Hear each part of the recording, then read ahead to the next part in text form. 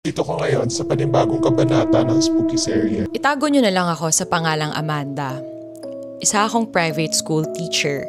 At nangyari ito bago mag-exam. Bago ko ituloy ang kwento, bibigyan ko muna kayo ng konteksto tungkol sa school kung saan ako nagtatrabaho. Ayon sa mga kwento-kwento, kapag umaakyat ka doon mag-isa, may maririnig kang yabag na sumusunod sa iyo.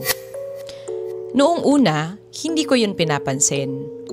Akala ko kasi panakot lang talaga. Tsaka matanda na rin kasi ako para sa mga ganyang klaseng kwento. Early bird ako. Palagi akong maaga. Dumarating ako sa school bandang 5:25 or 5:30 ng umaga. Araw-araw, pareho ang nararamdaman ko. Parang may mga matang nakatingin at mga yabag na sumusunod. Creepy talaga yung school, lalo na para sa katulad kong active ang senses.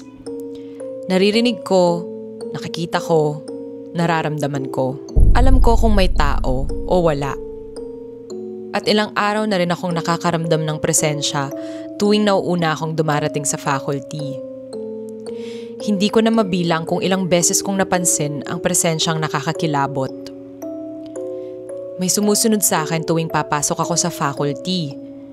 May dumaraan-daan sa pintuan. Nakikita ko sa peripheral vision ko, itim na figure. Minsan, nagiging puti. Tila ba, curious to sa akin. Hanggang sa dumating yung araw na parang hindi na siya makatiis. Lagi siya nagpaparamdam. Pag kumukuha ako ng walis sa tapat ng room ko, may presensya akong nararamdaman. At tuwing susubukan kong pumasok sa loob, parang may nagbabantay. Hanggang sa ipakita na niya kung anong klaseng nilalang siya. Inaayos ko noon ang upuan ng advisory class ko. Pinaghiwalay ko ang mga chairs. Pero habang gumagalaw ako, may nararamdaman akong dumadaan sa tabi ng pinto. Parang may palakad-lakad sa loob ng kwarto ko. Hindi ko na pinansin kasi baka guni-guni ko lang. Kinuhanan ko ng litrato ang lapag at tapat ng pintuan. Hindi ko naman agad tinignan yung picture hanggang sa pag-uwi ko ng bahay. Kapareho na nakita ko sa faculty, isang itim na anino na may muka. Nagulat ako, kaya pinakita ko sa mama ko. Ang sabi lang niya, oo nakita ko, mukha yan. Nakasilip sa pinto. Doon ko napatunayan, hindi lang ako nakakaramdam. Totoo siya. Harmless naman.